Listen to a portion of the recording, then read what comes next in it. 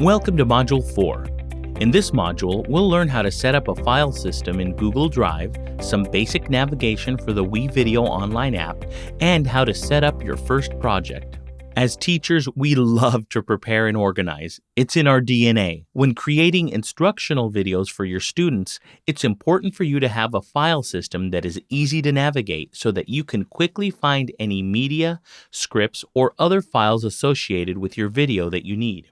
First things first, anything and everything that goes into your video needs to be put in one central location. Google Drive makes the most sense since it's easily accessible from any computer or device with internet access. Plus, it integrates with WeVideo seamlessly. Every picture, every piece of footage, every script, anything needs to go in there. That means if you take some footage or picture on your phone or tablet, you need to make sure that it first goes into your school account's Google Drive. Take it from someone who has created many hours of video content. Get into this best practices habit now.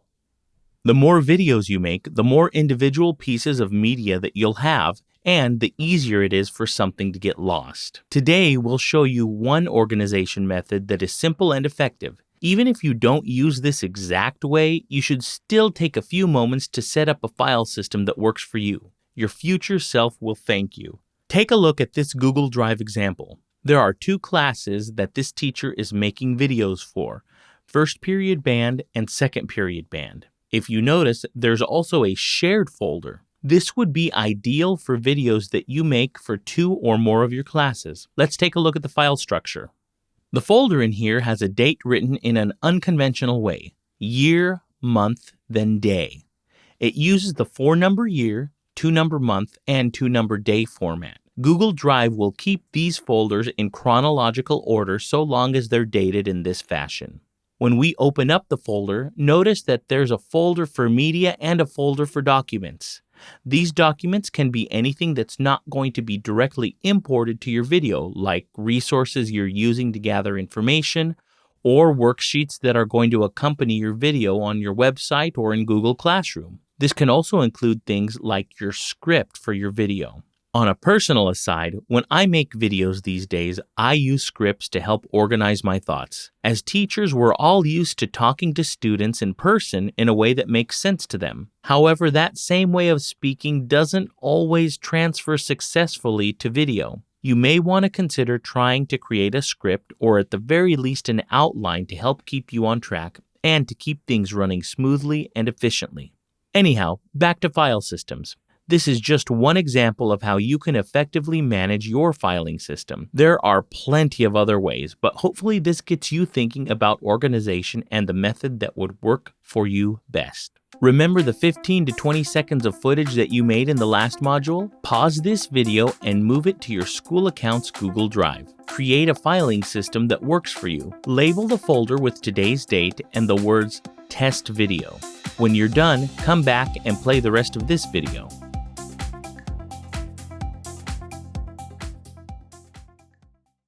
Okay, we're back. Let's log into WeVideo and get started. After you've created an account, whenever you go to wevideo.com and log in, you'll see this screen. You'll notice in the gray bar above, you have Dashboard, Projects, Media, Exports, and Groups. All of those tabs are different parts of the WeVideo application. The default view once you log in is the Dashboard view. From here, you can create a new video, screen, or webcam recording, and some other fun features that we'll get into later. You can also see different edits that you've done in the past. The Project tab shows current and past project and edits. Under the Exports tab, you'll see videos that you've created and made available for viewing. The Groups tab is outside of the scope of this course, but WeVideo has some tutorials that can help you explore this feature if you're interested in collaborative video making. Before we create a new project, I want to introduce a couple of new vocabulary terms that WeVideo uses. They can be a little confusing at first, but all they require is just a little explanation. Think of a project as another word for subject or umbrella topic. In WeVideo, a project is nothing more than a folder meant to help organize individual videos. You can have as many projects or subjects as you want. and have projects within projects, just as you can have folders within folders on your computer. To make things even more fun, you can also put groups of projects into folders in WeVideo. We'll look at that in just a second. Think of an edit as the actual video that you're creating. During this course, I'll use the terms edit and video edit interchangeably. They refer to the same exact thing. For example, if I'm an English teacher, I'd have a poetry project, and within that, I'd have different edits based on the poet that we're looking at. Here, take a look at this graphic organizer. You'll see that this English teacher has a first period project folder. Within that, they have a poetry project folder and a classics project folder. Let's take a look at the poetry project folder. It has 2 videos on poet Maya Angelou and 2 videos on Emily Dickinson. Each of those videos is an edit. So to recap, a project is another word for subject or umbrella topic. Think of projects as folders. An edit refers to an individual video contained within the project folder. Phew, okay, I hope that helps. Now let's get to making our first project. From the dashboard, go to the Projects tab.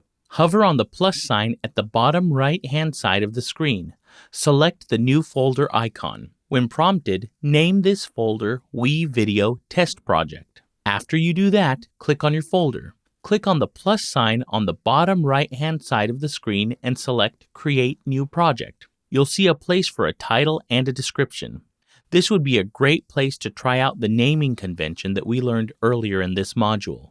When you're done with that, you'll see a message that shows that your project has been created. You have the option of creating a new video edit right away or clicking Finish. For now, click Finish. You'll see that we are now in the project that you just created. You can see the name in the upper left-hand corner of the screen. All right, let's give you a moment to catch up. Go ahead and pause this video, log into WeVideo if you're not already logged in, and create a new folder and then a new project. Once you've successfully done that, start this video up again. Feel free to go back and watch the last minute or so that you can follow along as you create your own new folder and project.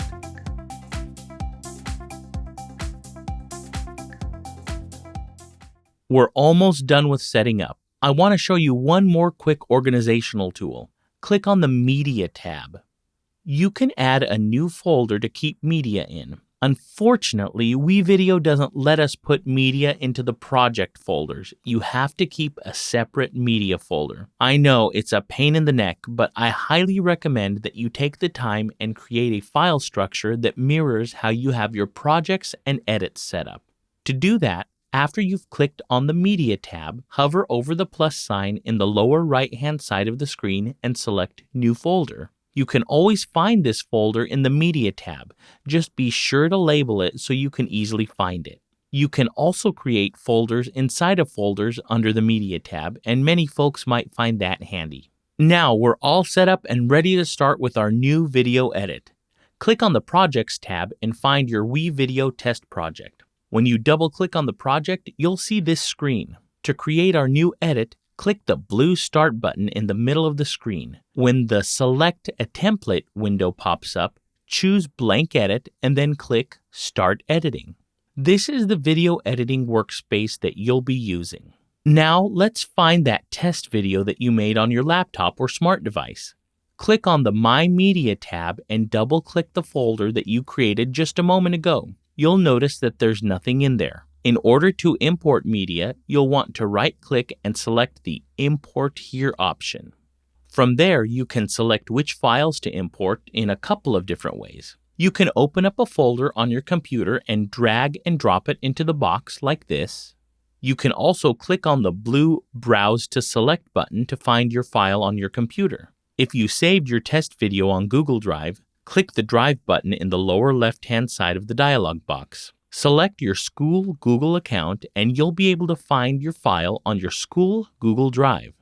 However you decide to import a file, once you do, you'll see it show up in the My Media tab. It may take a few moments for it to upload. You'll see a blue progress bar underneath your video. If you accidentally choose the wrong media file, don't worry. Just right-click on it and select Delete.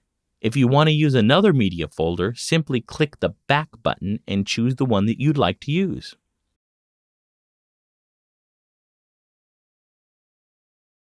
Well, that's it for this module.